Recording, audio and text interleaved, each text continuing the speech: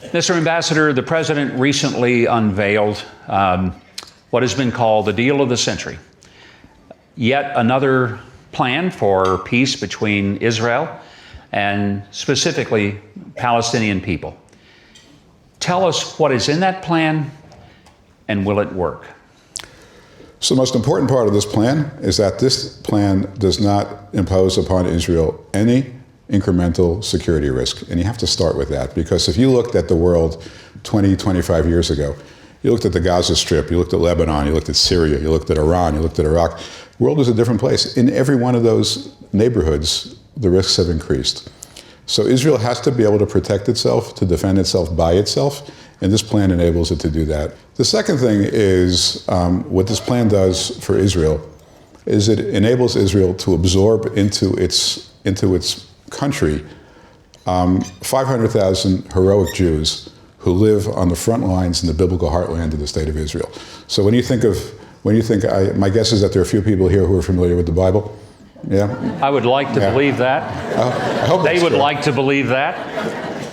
So if you can imagine, in the past, people would propose that Israel relinquish any rights to the city of Hebron, right? Which is what Abraham purchased Hebron. It's right in the book of Genesis. Abraham purchased Hebron to bury his wife. It became the burial place of Abraham, Isaac, Jacob, Sarah, Leah, and Rebekah. Rachel was buried on the road to Bethlehem.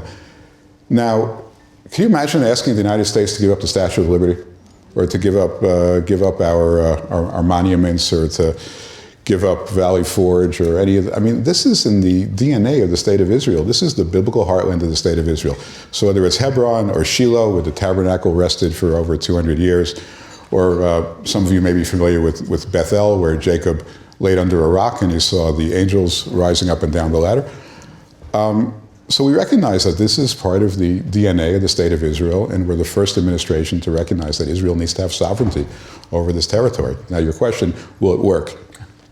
It's hard to go to a wedding when you're missing the bride, and it's just, when you only have the groom without the bride, it's not going to be a festive wedding. But what we've done is we've said, look, to the Palestinian people, you've been disserved by your leadership for generations.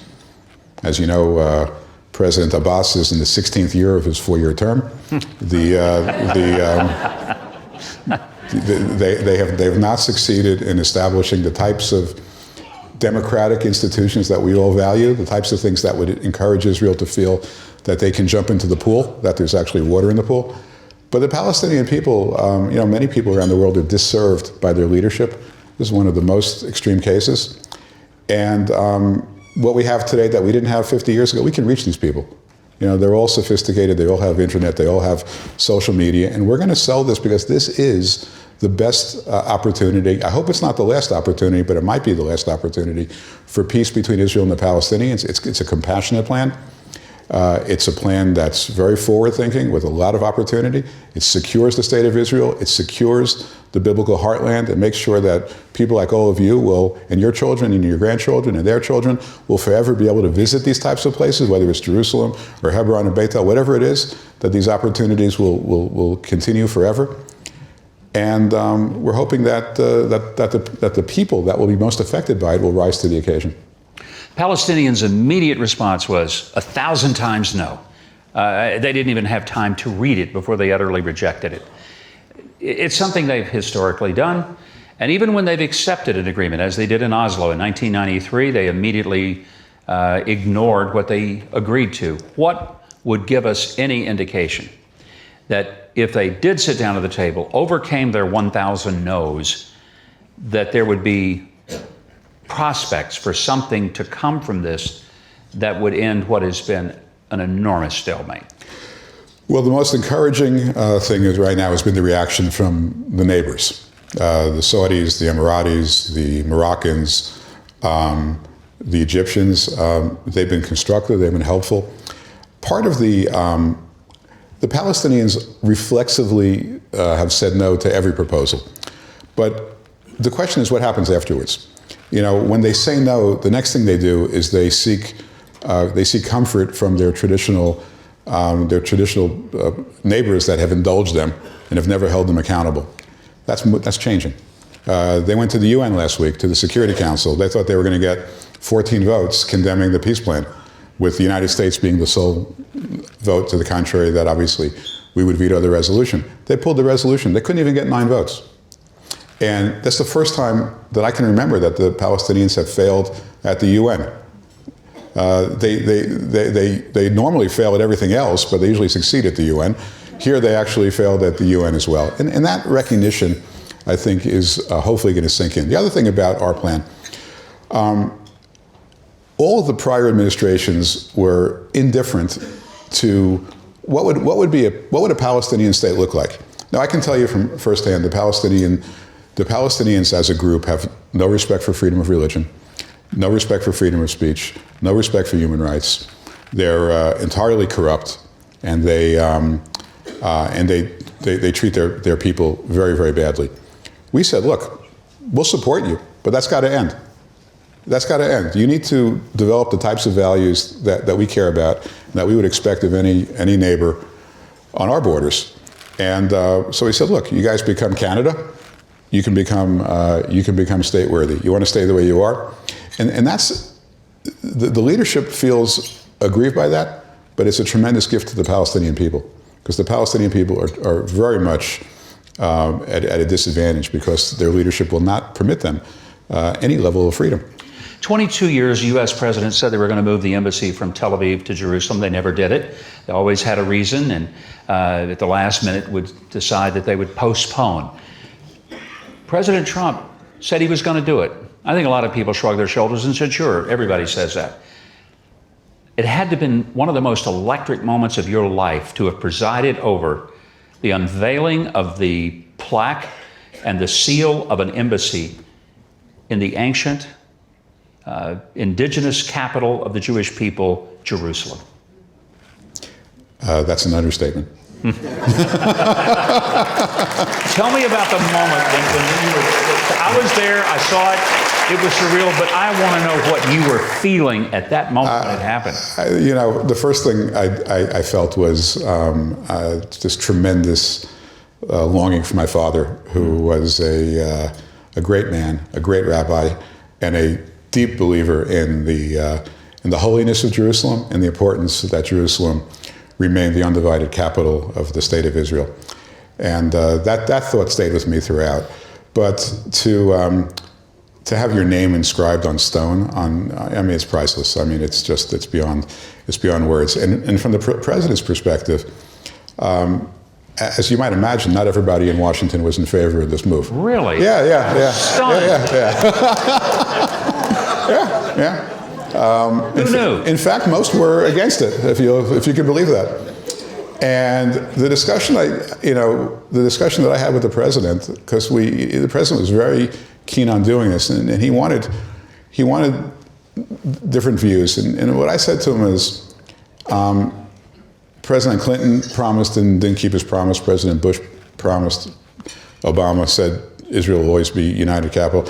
They all breached those promises. I said, and now everybody's watching you to see if you're like them or if you're like the person that you said you were when you campaigned. And that was subtle.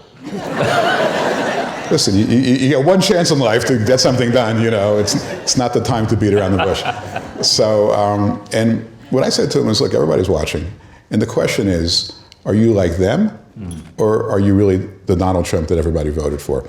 And because if you move the embassy, that will resonate not just within Israel. Of course, to us, it's the opportunity and moment of a lifetime.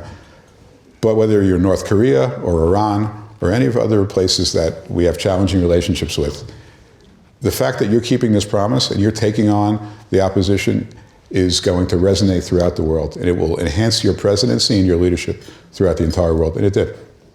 It was fascinating. There's so many people said, if he does this, it will result in an upheaval in the Middle East, and the whole Middle East will be on fire.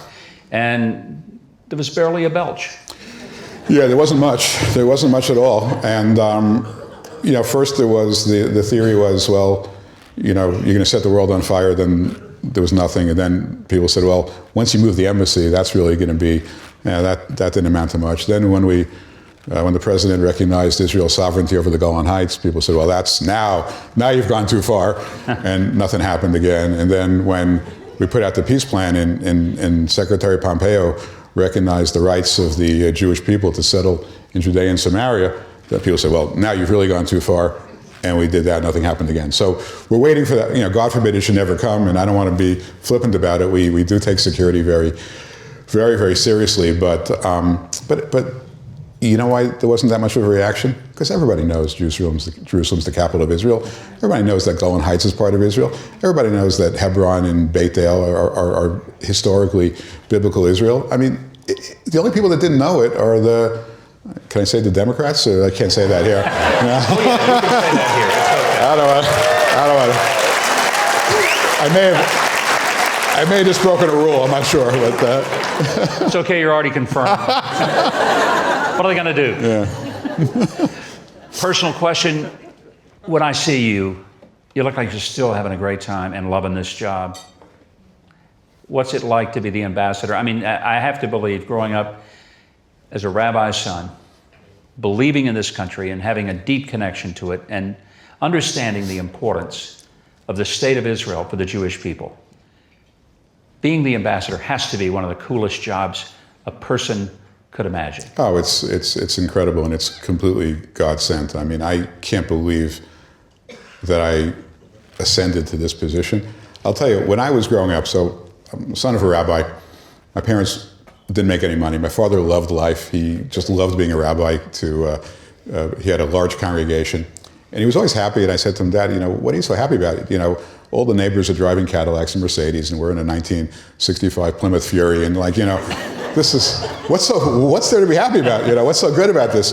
And he said, I've really found something that gives me great purpose and meaning, and it's bigger than that stuff, and it just makes me happy. And I went through 35 years practicing law, and I never found that in the legal profession. It was a great job, and I was able to support a family, give money away to charity, but it was never. And I always said, I have to find a way to really find something more purposeful, more meaningful. And this thing came around, and boy, was this like out of the blue. But it really, I'm totally convinced that this is the hand of God at work. There's no way this could have happened on its own. Well, I think we all agree with that 100%. And before we close up the interview, I just want to ask, is there one particular memory since being confirmed as ambassador that sticks out in your mind as that great moment? You're killing me, because the book, now no one's going to buy my book if I start. They'll all buy it, every one of them. Yeah. Look, there was one moment that I'll never forget. It was, and I'm not going to go into too much detail because, again, I'm not one to kiss and tell, but we had this one moment where the president really wanted to make a decision on Jerusalem, and it was he was going to make it that day, and he invited to the Situation Room in Washington it was only about 5 or 6 people. It was the Secretary of State at the time, it was Rex Tillerson. It was the Vice President. It was the Secretary of Defense. It was the head of the CIA. Nikki Haley was on a screen from New York. I think it might have been the head of the National Security Council at that time, General McMaster. And what the president said was, okay, Nikki and Mike, I know you guys are on board, but I want to hear all the people that are against the move of the embassy to Jerusalem. And, David, you've been my lawyer for a while, so I want you to handle all the arguments. I want them to talk, you respond. They talk, you respond. I want all the arguments, and I want you to respond to all of them. And so for about an hour, I'm sitting there, and now I have an advantage because this is the only thing I care about, right? I mean, the Secretary of State's got the world, the Secretary of Defense has to deal with the world. I only care about this one issue, so I'm obviously going to be preparing for it, more than anybody else. And I was a decent lawyer, in my time. So, but just that 1 hour where the fate of Jerusalem was in the balance, and it was my responsibility to advocate for the Jerusalem embassy and Jerusalem being recognized as the capital. And I didn't appreciate it at the time, but I walked out of the room and I just could not believe the seriousness of the moment that I had just gone through, and I'll never forget that.